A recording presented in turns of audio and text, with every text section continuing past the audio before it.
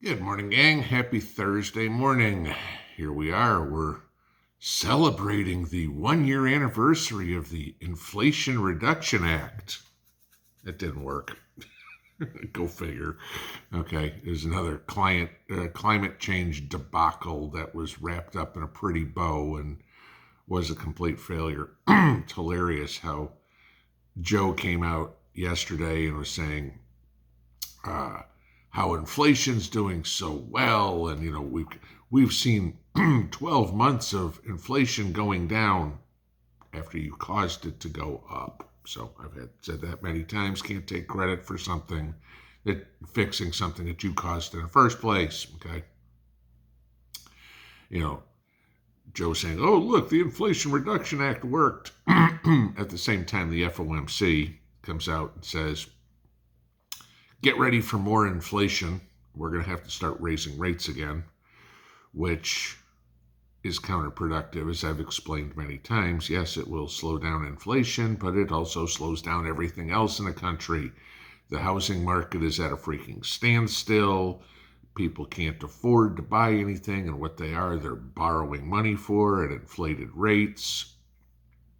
We have the government, who's already ridiculously in debt, panicking because a bunch of the federal deficit, the federal debt, is the bonds that they issued to pay for it years ago are about to mature. And so in order to continue paying that debt, they have to issue new debt, robbing Peter to pay Paul, except now they've got to pay at 5 times the interest rate, which that ain't going to work too well. Okay.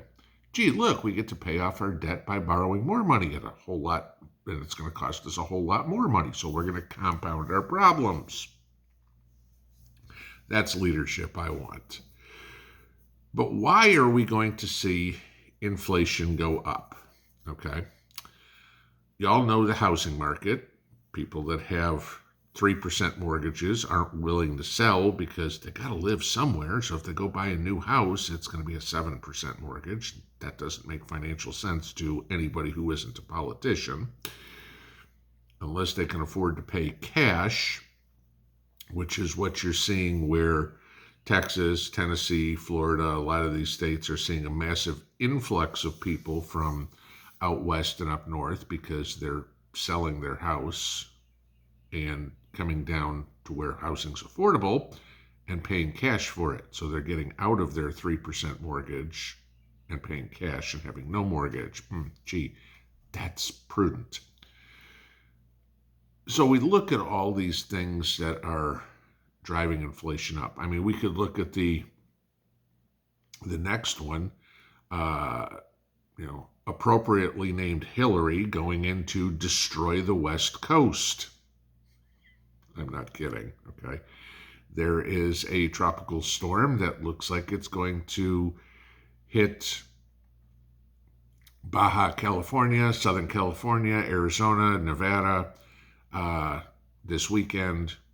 Flash flooding, hurricane force winds, yada, yada, yada. Yeah, and it's going to go right through San Diego, Los Angeles, Las Vegas, Tucson, might touch Phoenix. Yeah, you got food growing there. You've got large population areas, okay, which all happen to be pretty damn blue too. So you can expect, we need federal help. Please send us money. That's coming, okay, because oh my God, there's so much water and this we lost power. We need federal help. We have Joe, please send us money. We voted for you. Please send us money, right? That's what's coming. Guess who gets to pay for that? You and me. Yeah, we're up in the midst of the hurricane season, coming right into the peak times for it. Okay? Most of the time we see hurricanes in the Atlantic. Rarely do we see something hit in California or whatever, but this year looks like we're going to get one. And of course, all the climate change fanatics are going to go, look, this is climate change, just like they did with Hawaii, until everybody comes out and says, nah, climate change has nothing to do with this. And of course, you have the fringe out there that, what was it, with ABC News, forced them to change a headline when ABC News says climate change has nothing to do with it. And all these fanatics went up and they changed the headlines. Climate change might not have anything to do with it. So they've still got to perpetuate the lie on that one.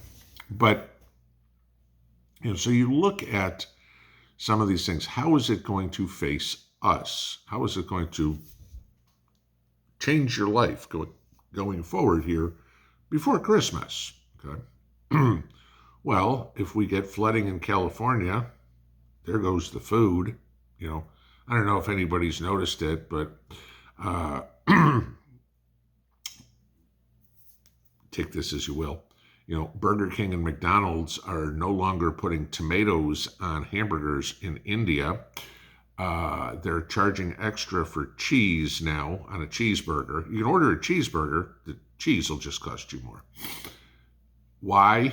Well, India has a crap tomato crop this year because of floods, heavy rains, and high heat. Not seeing any of that in the United States, are we? Come on, remember, we got screamed and yelled at that July was the hottest month ever in the world, right? Okay. So hot summer. We have a lot of rain. Okay. La Nina, El Nino, that flip over that we did this year, grand solar minimum. Yeah, that this year. Okay. The weather patterns changed. That's it. Okay. You have the grand solar minimum. You have sunspots. You have, we're seeing aurora borealis down as far south as, into Montana, maybe even into Wyoming, that you can see them. Yeah. All right.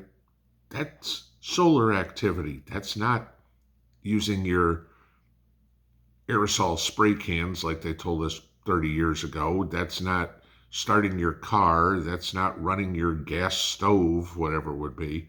Okay. That's powers that are bigger than us. So you look at what we can expect going forward. Higher prices on food, certainly. Okay. Higher prices on gas, certainly. Next week, we're supposed to hear about the BRICS nations, that they're supposed to introduce, or at least discuss introducing, the new BRICS currency, whether it's gold-backed or not. Okay, sure seems like it's going to be. That's going to be a nail in the coffin for the dollar. We'll see how that one works. Okay, remember they said the same thing about the euro 30 years ago when that came out. Oh my God, the euro is going to be the new world currency. Let's think about the countries that were adopting the euro. They were a little bit more, I don't know what's the word you want to use, civilized, industrialized, whatever, that were using the euro than, Mexico is joining forces with the BRICS nations to get involved. The Chinese won. The Chinese economy is doing so well, right? The Russian ruble. A ruble is, I don't want to say collapsing, but devaluing quickly. 1 ruble is now worth about 1 penny. Okay. South Africa is in such great shape ever since they decided to go woke with their government. I'm not overly concerned about the BRICS nations and about a BRICS currency. If it's gold-backed, okay, fine. Do I think it's going to displace the dollar? Nah. Okay. Do I think the dollar is strong? Oh, no. Don't even get me wrong. You know me on gold and silver in that one. Okay. I'd rather see a gold-backed currency, but I'm not putting my faith in something that's run by Xi Jinping and Vladimir Putin. Okay. We are in interesting times. Anything and everything that politicians, I don't care what country, okay, the elitists, the Klaus Schwabs, the Bill Gates, the Jeff Bezos, the George Soroses, anything these people touch turns to shit, okay? There's not a single one of them out there that's got the Midas touch, okay? And we're just left to pick up the pieces, to deal with whatever's out there. How are you going to deal with it? What are you going to do if price of food goes up again, the price of gas goes up again, there is shortages in insert product here, okay, because we're coming back to that again, because nothing's coming from China, that you don't have a place to live. I mean, somebody in the live stream asked me the other night, do I have any suggestions for living out of their car? My suggestion would be, don't do it, okay? Find something else.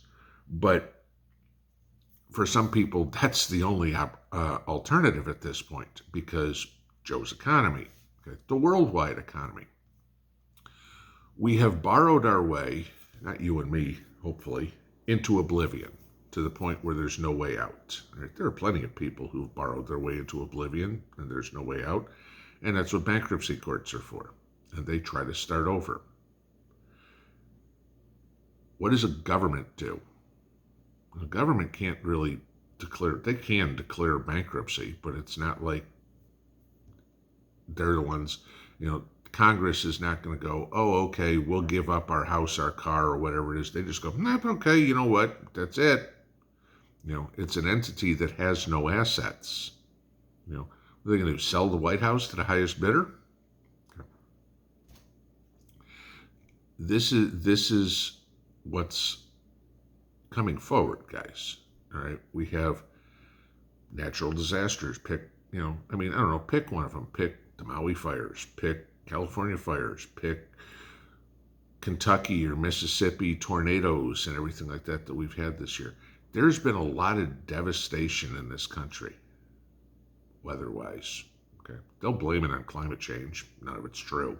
Okay, more devastation has happened to this country because of the policies coming out of Washington that has destroyed more people, okay? Destroyed marriages, destroyed families, destroyed savings accounts, 401ks, households, whatever it would be.